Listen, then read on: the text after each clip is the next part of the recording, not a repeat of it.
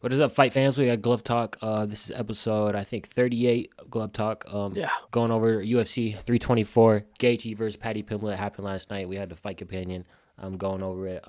Kind of a lackluster card. There were some highlight moments, but I don't know. I'd give it like a 7 out of 10. It was on the verge of being a 6 out of 10 if that Paddy versus Gaethje fight wasn't so good. So, what would you give it, Jose?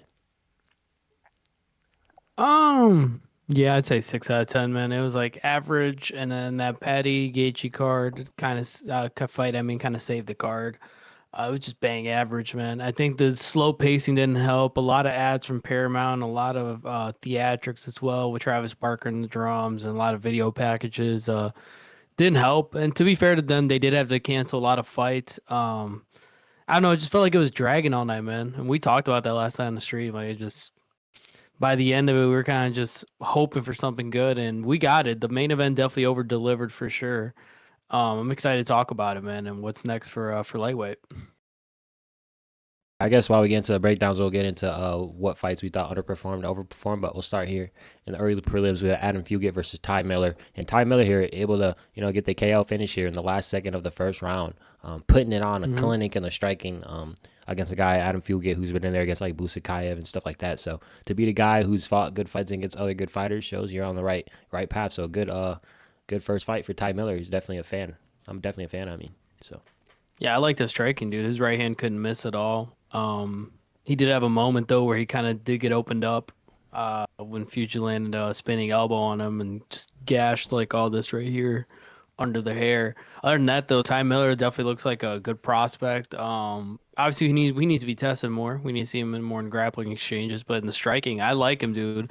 Listen, the way these guys that are heavy with the jab, those guys are the ones that are really succeeding now in MMA, right? Guys that can chain one, two, three, four, five punch combinations, but always leading with the jab, right? So I like what I saw. Ty Miller, still a young guy, man. A lot of potential there for sure, and it was a good way to start the card. Yeah, I mean, getting a performance of the night bonus, so definitely a good thing to start off with. So, in the first couple fights were good. Going to the next one, we have Josh Hockett versus Denzel Freeman, and Josh Hockett dominating in the rest. And look at the 0 strikes out of Denzel Freeman based on these stats here on the site. I don't know how accurate these are. It says 0 for 7, so 37 negative strikes, 71 strikes in one round. And at heavyweight, shows how dominant he was. He was a heavy favorite on the odds, and reflected that. Really good grappling. You said he trains with John Jones, so that means he probably wrestles with Gable Stevenson. So he's got that amp going for him.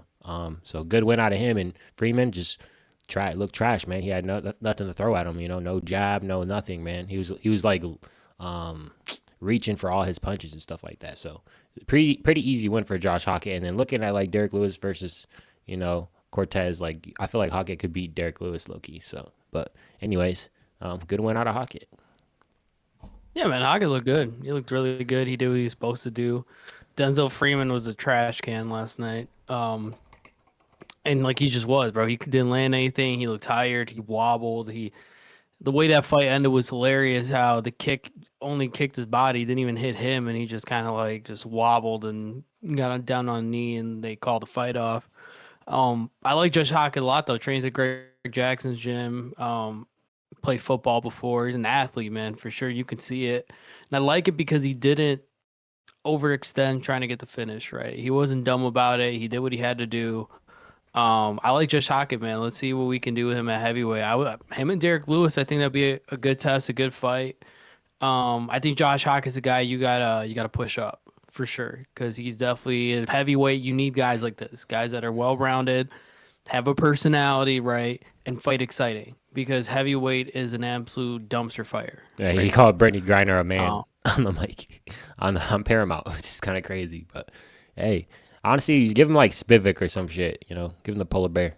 yeah, yeah, Going I to agree. the next fight, we got the first start of the regular prelims. We had Alex Perez, shockingly going against both our picks here, getting a KO win over Charles Johnson. And in my opinion, it was just a fight where Charles Johnson was feeling himself a little bit from his last couple performances. He was fighting a little cocky with his hands down, and yeah, Alex Perez was able to find the mark, come back off a couple losses here. Maybe he can start going on a winning streak here. Maybe himself looking at those top five guys again. But great win out of Perez and Charles Johnson. Man, you gotta shoot a takedown when you're hurt, bro. He shot a takedown when the fight was already over. I mean, Come on, man. He's got hurt and he's still trying to fight with his hands down and counter. So not a good look. Good win out of Alex Perez though. How good is Not a Joshua good Van? look at all. Not a good look at all, like you said. And I think this is the problem with Charles Johnson over the years is he'll have good fights and then he does stuff like this, man, where Alex Perez beat him, but I think a lot of it Charles Johnson beat himself as well. He made a lot of dumb decisions. His hands were down. He was trying to strike his way out of trouble. His movement was bad. His head movement, you called it too. His head movement was really bad starting the fight, and it caught up to him, man. And Alex Perez, the guy who, you know, has been in there with the top of the top at flyweight. Like, you can't, if he sees an error in opening, he's going to take it, man. And he did, and he needed this win. He was going to get cut probably if he didn't get this win. Um, a good solid win against Charles Johnson, a convincing knockout as well. For Charles Johnson, man, I think he needs to he needs to be smarter, obviously, but I don't know. He's a weird case, man. Like, he's so physically gifted for that weight class. He just does some stupid stuff sometimes. Like, he went from beating Kavanaugh, right, and Van to this. And that's the story of Charles Johnson at flyweight. So, and for Alex Perez, though, it's a good win, and it puts him back in that picture where, okay, he can fight a Tim Means now. He can fight a Tyra, right? Guys that are trying to prove themselves. Steve Versag, right? Guys in the middle of the pack at flyweight. I think Alex Perez shoots himself back up into, the most wide open division in the UFC, which is flyweight.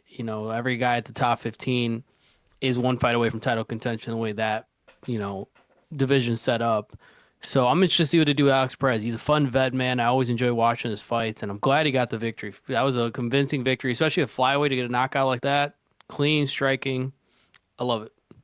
Yeah. Going to the next one here, we had Nikita Krylov pulling off a decision win versus Modestas Bukakas here, and just a fight where it was kind of boring. But it seemed like Bukakas didn't have an answer for Krylov's distance management. I feel like Bukakas won like the first round, but besides that, it was all Krylov managing the distance, hand fighting, and Bukakas just trying to fight with just hooks and right hands only. So, good win. Actually, he got the TKO. Oh yeah, he did get knock him out last second, didn't he? Forgot about that. So getting the TKO, not a decision. It should have been a decision, but he did knock him out last second. So starting off the fight here was a couple of finishes, to start the card off, and then after it died down a little bit, starting with the Gaethje fight. So, but good win out of Krylov. Well, I mean, I feel like it was more of Bukakis looking bad, but hey, good win. We'll take it. yeah, I don't mean to understate when I say that this fight absolutely sucked. This fight was absolute garbage. It was bad. It was a bad watch. Bukakis, I've never seen a guy punch that slow in the UFC. I say guy because I've seen women do it, like Ronda Rousey, but dude, that striking was bad. It was so bad. It was slow, it was telegraphed, it was labored. He was throwing overhands and hooks super sloppy and wide. And this is a guy that trains with Tom Aspinall and is super athletics and all this stuff. And like, I'm not saying Nikita Krylov's a slouch, but he's a gatekeeper of gatekeepers. So I mean, I don't know. It was a boring watch. I was happy to see Krylov get the knockout at least, but Bukakis has a lot of holes in his game, man. And there's times where I watch him and I understand why he got cut from the UFC. I just don't think this guy's good enough to be in the UFC, especially with how many fighters we got already rostered. Not Like, at light heavyweight though. Light heavyweight's kind of slim. it is slim, but if Modestas Bukakis is the bare minimum, we're in trouble. He's So ranked. He's I don't ranked. know. He's ranked. Again, if Modestas Bukakis is the bare minimum, we're in trouble. He's not even the bare minimum. He's a top 15 guy. Well, that's what I mean. Like the bare minimum of the rankings, like top 15. Like, if that's the bar for getting ranked, that's disgusting. Well, I can't think. Are there any unranked light heavyweights? I can't even think of any. I'm trying to think. Do we watch enough fight night cards, you and me, to even know that answer? Like, yeah. Going to the next one, we got Atiba Gauthier versus Andre Puliev. Puliev was able to survive this fight, and he looked good in a couple of rounds, but I feel like this is oh shit, if you look at the numbers, you would think that Puliev did better than what he did, but I feel like Gauthier was very sound defensively. I feel like he could have rushed and got the finish and fought a little reckless and made his fans happy. But he said it. He wanted to go 15 minutes with someone. So Poliev's a guy who also 15 minutes with Chris Leroy Duncan. So it's not like he's a slouch. He's a guy who can fight at range against very dangerous guys. We just thought Gauthier was going to be Francis, but we realized he's not going to be Francis. He's probably going to just be more of like just a good sound guy. So, but good win out of Gauthier. I mean, I wish I would have seen him get the finish here. But he looked defensively sound. He didn't need to absorb all the strikes. He was defending and just absorbing a lot of kicks and stuff versus getting out of the way or, catching. But hey, good one out of Gauthier. All fists too. He didn't throw no kicks really, so it's kind of weird. But Yeah, all the bias aside from us wanting to see a knockout, I do think Atiba Gauthier um got some good experience in the octagon. Puliev didn't just lay down. Puliev was actually putting it on him at points in the fight with his striking, and Gauthier was very sound in the way he he did absorbed hurt him. It's not strikes. like he didn't hurt him 3 times. Yeah, yeah, yep. And the lack of kicks was a little worrying. I don't know if there's an injury there or something. We've still yet to see Gauthier be tested with the grappling. Obviously, the fight before this, he caught a guy as the guy was going in for a takedown. Um, but I mean, he did what he had to do. He got a win. It was from a technical perspective, taking away the disappointment of not having a first round finish. It was a good fight. It was a good, fun fight to watch. Very technical from both guys, which I think the fans couldn't appreciate because everybody wanted this Ngannou like beast to like knock out this guy, and it's like, oh, it was a good MMA fight. It was a good experience. He's only 23. Puliev's 28, but at 23, Gauthier still has a lot to learn and pick up. And he did what he had to do. He went in, he left clean, got the victory. Uh, yeah, Give I him mean give it's a him good Marvin victory for Vittori. him. Yeah, I think that's a perfect one. Give him Marvin Vittori. Give him Cannonier. Why not Cannonier? I think that's another Oh, one. him versus Cannonier would be a banger. I think Cannonier is the perfect guy to test him in all the Is areas Cannonier still that. ranked or no? Yeah, I think he's at the very bottom though. But Uh, Cannonier is the perfect guy to test Gauthier in all the areas he needs to be tested in. So. But for Puliev, even Puliev, I got to give him credit. Puliev impressed me a lot this fight. He survived the onslaught. He's very rangy and lengthy, man. I like the way he moves and strikes. He might need to put on a bit more muscle, but I like him. I hope they keep him around at 185 because he's one of those guys that definitely looks like he gives fun fights to uh, guys that are in the cage with him for sure. yeah, yeah. Good showing from both guys. Go to the next one. This is probably one of the more boring fights on the card. We had Umar, getting a decision dominant win over Figueiredo. It just seemed like Figueiredo just didn't want to engage and fight. He seemed like his game plan was, when Umar tries to wrestle me, if I stuff a takedown or if I get him to waste energy, then I try to, go berserk on him, which what he did in the second round. But the thing is, Umar wasn't really scrambling with him that much. He was okay with fighting with him at range. So I feel like if Umar was way more scramble heavy, I think it would have went towards Figueiredo's game plan. I really do think he was just trying to have Umar scramble, and then off the scrambles when he's a little tired, just put a fury on him. But Figueiredo also had a bad weight cut, so I think that plays an effect as well. I don't know, man. This fight, I don't think it gets Umar a title shot. Same thing with O'Malley, so maybe we have to do O'Malley versus Umar. In the meantime, in my opinion, because I don't think either of those guys, overstep Marab for that Peter Yan fight. So, and Figueiredo, he just looks done, honestly. Yeah, at 38, he's done, man. Let's be honest. He's done. The weight cut stuff. He It was tough to watch because, like you said, he didn't want to fight, but also like he couldn't find an opening or a hole, and you could see that the times he did push the pace and make it like a brawl, he got some moments, but he refused to make it a brawl, and I think he's had that problem.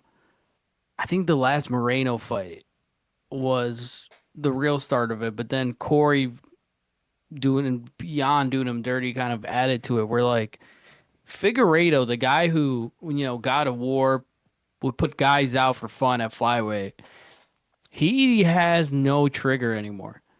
Like he's just kind of relying on instinct at this point, and I'm not a fan of it, man. I think it's time for him to retire or at least have one or two fights in the lower end of the top 15. Go be a gatekeeper for a couple fights, right off into the sunset. Which brings me to Umar. Umar, it didn't look great. Umar did what he had to do. He won this fight, but it's the way you do it. It's if you make a statement. If you look at the headlines today, literally one of the first notifications I got from Bleacher Report last night was the Sugar Show 2.0 is back because that's what they're going to sell to people. They wanted Sean to win so that people could forget that Umar is probably the guy more deserving than Sean, right? For Yeah, a fight after Marab he and just got Yan. gifted a title shot. About to gift him another one. Yes, and that's the problem. Umar didn't do enough to put himself out there. If Umar starches Figgy, which he could have, that's the frustrating part. Umar could have starched Figgy last night and knocked him out cold. There's no argument as to who is going to be the next guy at 135 after Marab and Yan. But now we have to listen to Sean beat Song Yadong, and they're going to sell it to people, even though all of us that watch the fight know Song won that fight. Umar did this to himself. Umar did this to himself. And that's the problem I have with Umar Nurmagomedov. Talented fighter. Very talented. One of, if not the most talented in terms of complete skill set at 135. That's undeniable. But man, he's like Habib. Habib and Islam had the same problem before they had belts. They would have great fights, and then they have fights where you're looking at it like, I know you're talented, but I don't want to see you in a title fight. You're not giving me anything. You're not making 38-year-old Figueiredo, like, you have to put him out. You got to choke him out or something. Umar just laid on him when they did have the grappling exchanges. So I don't know, man. I'm not. They got to do Umar versus Sean. They won't. That's the frustrating part. They won't. Uh, so God knows what they're going to do with Umar now. I don't want to see him in Corey again. I don't want to see him in Song.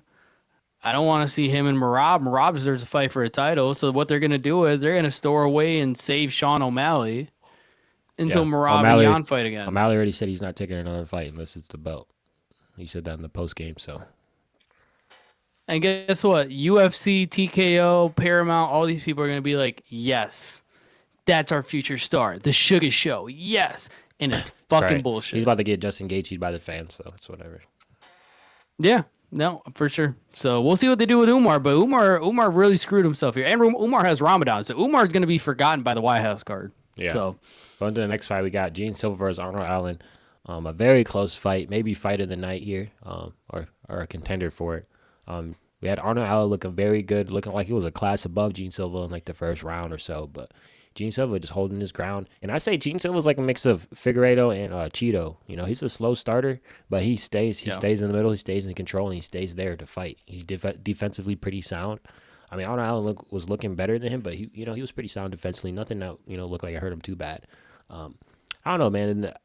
In the 4 takedowns, he had 4 takedowns. When did he have 4 takedowns? What round? who did? They said Gene Silva had 4. Oh, he had 1 in Yeah, round 2, he 3 did. in a He round. Oh did. yeah, I guess you could count He those had a at the couple end. trips. Yeah, he had a couple trips. Yeah, I had the first. I don't know. This fight could go either way, in my opinion. I wasn't really mad with I wouldn't say robbery. I would say I was leaning more towards Arnold Allen, though, in my opinion, for just having the first 2 rounds. I think that Gene Silva definitely 100% won round 3, but that was just my opinion. Good fight out of both. I don't think either guy loses stock. I think Arnold Allen should just go up to lightweight.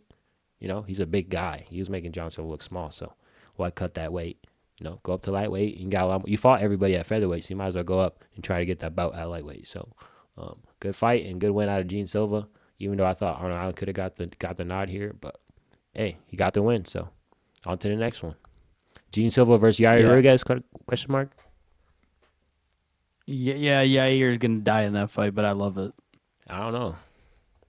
Yair's gonna die in that fight. I love it though. I'll take it. But I mean, I had a 1-1 going into round 3. I thought Allen won round 1, Silva won round 2, and you could see that Arnold Allen was kind of fading. And then round 3, Arnold Allen, I think, just had a lot of ring rust, man, coming off the injury. And it's hard coming off that long of a layoff, and you're fighting Gian Silva, who pushes the pace in abnormal ways. And I think it just kind of overwhelmed Arnold Allen by the end. And he stood his ground. But you could tell he just couldn't keep up. He couldn't keep up, and that's fine. I got no problem with it. Like I said, his stock isn't hurt by it. Yeah, I didn't like the way. I didn't like his style of fighting. That for us, a hobby bullshit. He was fighting like fucking. Heyman's a hobby low key, and that shit was disgusting. Yep. I think he does have to go up to 155. 155 needs new blood anyway, and I think him at 145, like it's just who's he gonna fight at He's fought 145 everybody. now? He's fought everybody. He's fought everybody. Yeah, move him up to 155. Uh, and for Gian Silva, I'd say Yair's a good fight. Gian Silva versus Aljamain Sterling. If Yair's still being a little bitch, that'd be a good fight as well. Two guys that kind of mirror each other in different ways. Like they're just complete opposites. So it's a good fight in my opinion, that one.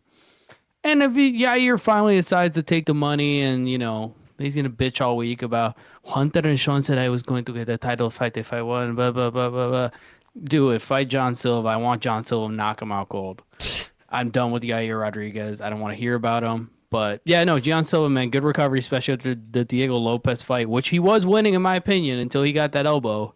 And now we got to see what happens this next Saturday. He was not winning. He got You got 10-8. Diego? He got 10-8 round one.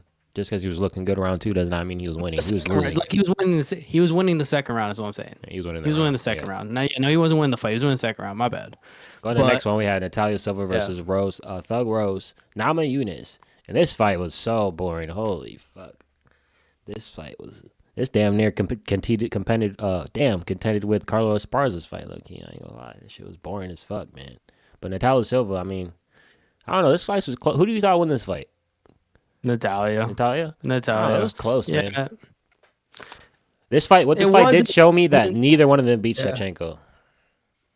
Which Dana said Natalia's next for Shevchenko. Shocker. Man. I mean, bro, listen, it was close, but it wasn't. Like, it was close when watching it round by round, though. Like, Natalia did enough to win the round. It's just, man. Like, Rose has to push the pace, and I think she just can't do it anymore. She just need to grapple more.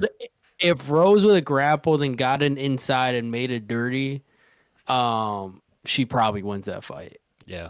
But I think Natalia Silva made her respect her with her kicks and the way she stands and all that. So shout out Thug Rose, man. I don't know what the hell she's gonna do now or who she's gonna fight at that weight class, but yeah, I mean, a loss against Farouk and Silva, you basically lost to the two next generation of the weight division, so that's not the best look.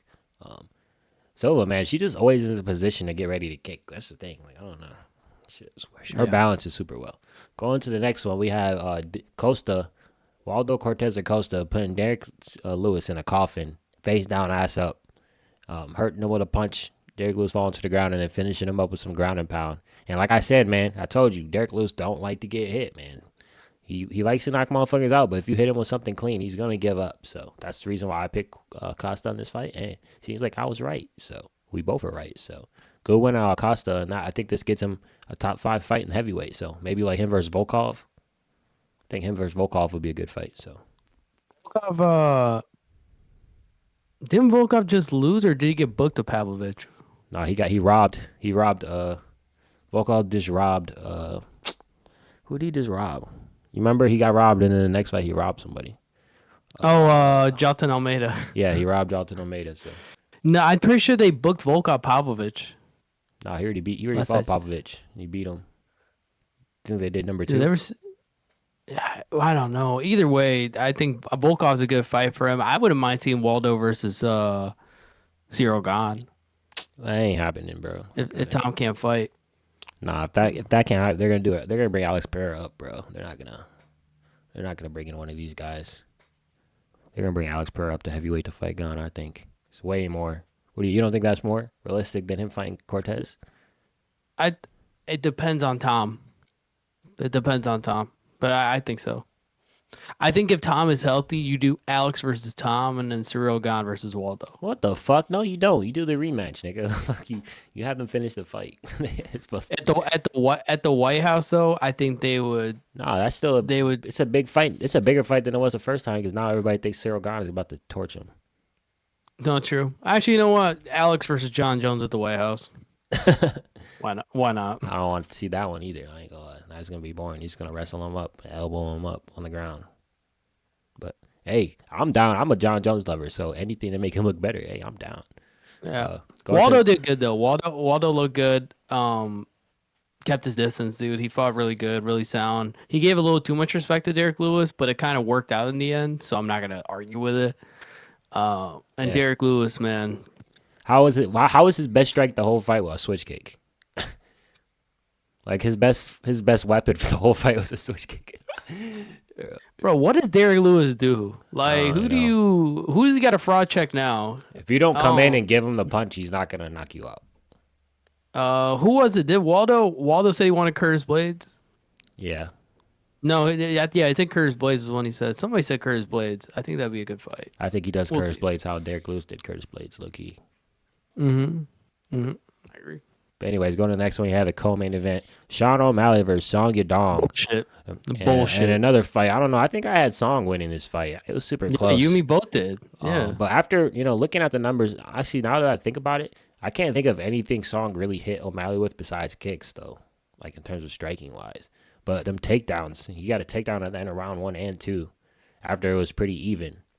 But I don't know. Yeah. I don't really know, man. It was close enough to where I don't think it was a robbery. It could have gone either way. But it doesn't give him a title shot. Like this is his worst fight. I mean, most boring win that he's had. He didn't perform. Yeah. He didn't really go for it. It didn't really seem there was any moment where he didn't really go for any knockouts. He literally was just point fighting the whole time. Oh, at the end is when he finally did. For like the last 2 minutes, everybody's like, "The Sugar Show's back! Look at him! He Yeah. hit the iconic knee! Fuck you, UFC! I saw the reel you posted, you dickheads!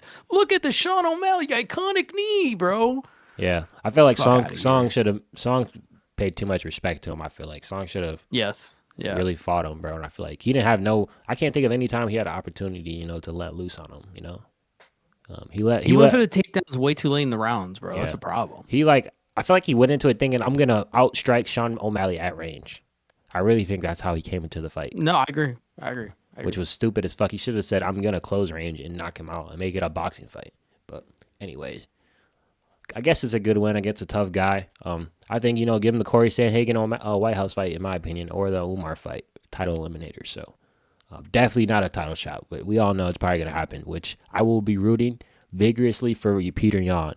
I'll be the first American to suck a Russian's dick on live stream.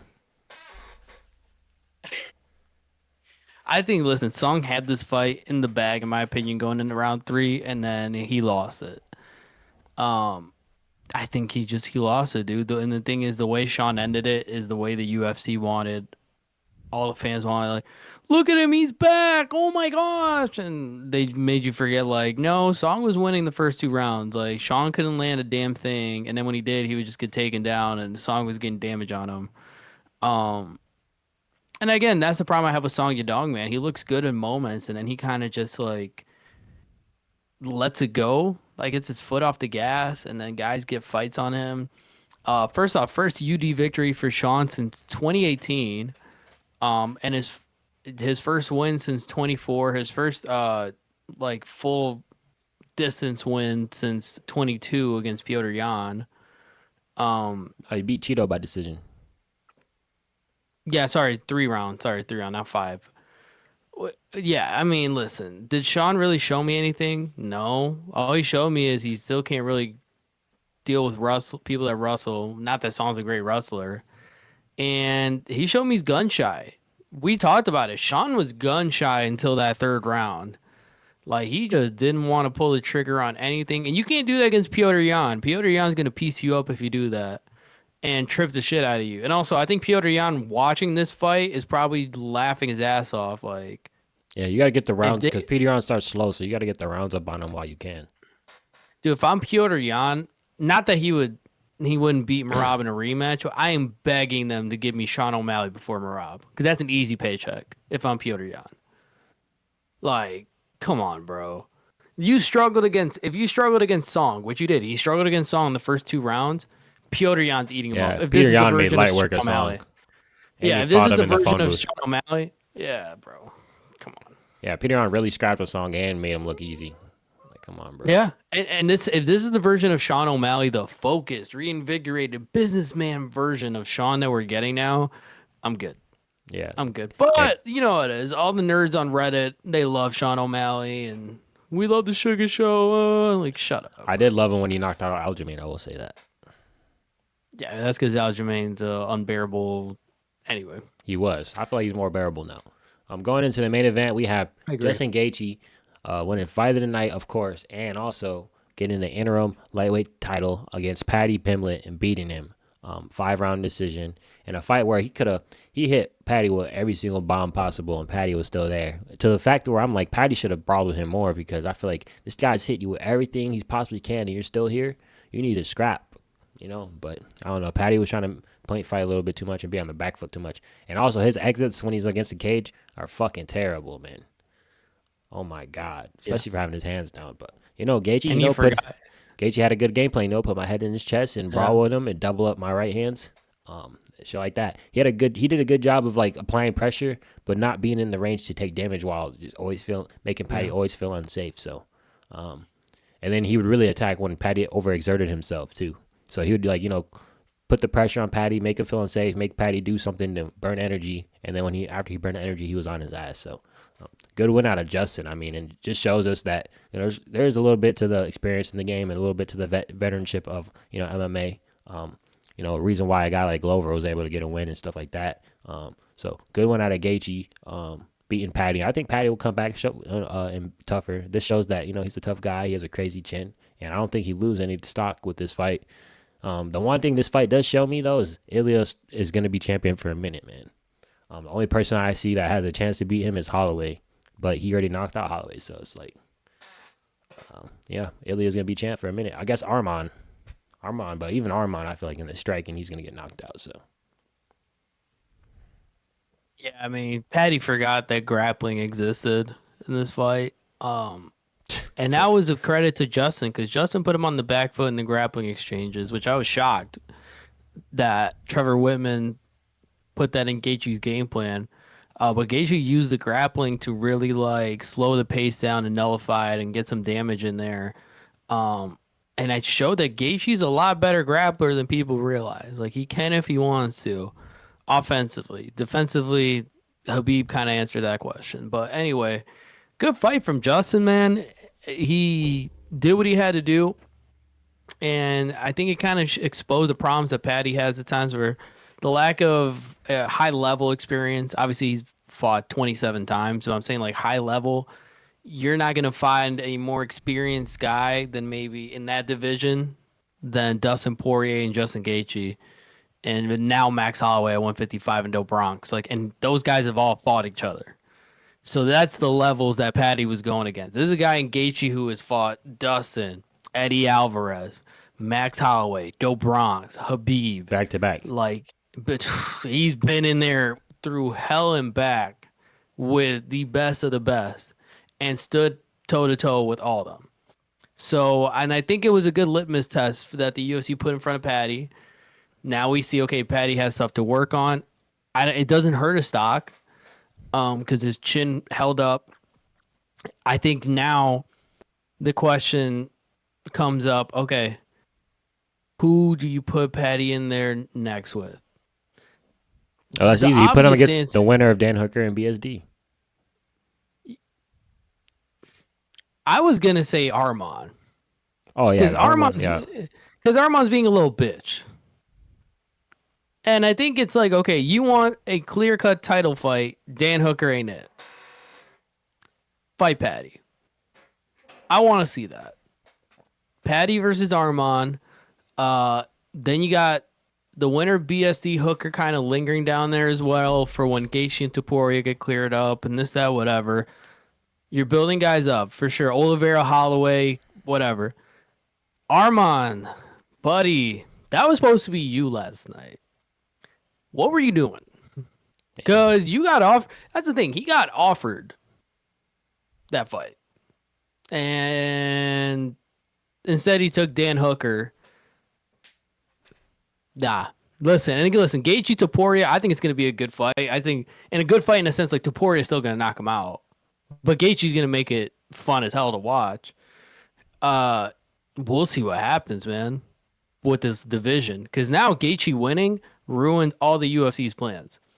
They wanted Ilya, Paddy, big European promotion there, the UK's biggest star, Spain's biggest star, blah blah blah, worldwide sensations. Boys Cool. they were trying to promote Paddy because they still got pay-per-view in the UK. That's why. Yep. Yep. Gaethje would have retired after last night. Now you clear it up. You got Arman clearly waiting there for the winner of that fight. BSD Hooker, Oliveira do Bronx coming up. Now it's like, okay, if I'm Hunter Campbell and Sean Shelby, what the fuck do I do? I have Oliveira Holloway booked for the BMF title. BSD Hooker's this weekend. Two fights that kind of matter but don't matter in terms of the title picture. They just give you two extra guys that get freed up after they win. Arman, God, I don't know how the UFC doesn't cut him, because the way this guy does business, I would do the Muhammad Makayev and just fucking cut him at this point. Not because he's not a good fighter, he's just a fucking cunt to deal with. Y'all hating on him, bro. He didn't even do nothing, man. He didn't even do nothing wrong. Bro, Arman talks shit and doesn't take fights. Like, you can't, no. He'd you beat can't. he'd beat everybody in the division, so who is he not taking a fight of? Except. Okay, he's never been offered to fight Ilya. He was 1 day away from fighting Islam. You think he's worried about fighting any of these other motherfuckers, bro? And he pulled out of that fight, and he had already lost to Islam before. Yeah, that was the closest fight Islam's ever had. But so I'm saying, like back it up, bro, because he took the Dan Hooker fight knowing he could have taken this interim fight, didn't want it. No, they never offered him this fight for interim belt. They offered him Ilya, but it's supposed to be, instead of Ilya Dobron, it's supposed to be Ilya Arman, and he didn't want that either. No, they never offered that to Ilya. They never offered that to Arman. No, Ilya didn't want Arman. That's another thing. I need to have a talk with Ilya too, because he doesn't want Arman. So we got a lot of problems in the division. He just needs. He even said it. He said he doesn't want to fight Arman. Yeah, he wanted to fight Paddy, but he needs to fight somebody with the equivalent star stat. Arman, that fight's not gonna sell for shit. Not that they have to sell pay-per-views, but man, it's not a big fight. Anyway, this beats ESPN. Thank God for Paramount. It was a good start. Now we got a great card this week as well. Yeah, we got the Volkanovski card. So back-to-back numbered events, back-to-back bangers. Is this Volkanovski? Does Volkanovski get slept here? And is he donezo? Oh, you got the Z Roofy. Oh, Jamie Malarkey versus Cyclone. Damn, they're doing Aussie versus Aussie. That's crazy. Bro, Teixeira versus Tai Tuivasa is kind of... Okay, first off, no. Why the fuck is Junior Tafa still fighting in the UFC? I don't know. Both the Tafa brothers, bro. They're both ass. They're not that ass. We got a guy who lost to Derek Lewis fighting Tai Tuivasa. Okay, I didn't even know Tai Tuivasa was fighting this weekend. Yeah, he's fighting the leg lock king, bro. What the fuck am I looking at? Oh my gosh. Anyways, that's gonna do it. Hey, Cedricus Dumas. We found your partner in crime. We don't need your services anymore, buddy. Good luck with your court case. Yeah, that's gonna do it. Glove Talk, episode 38.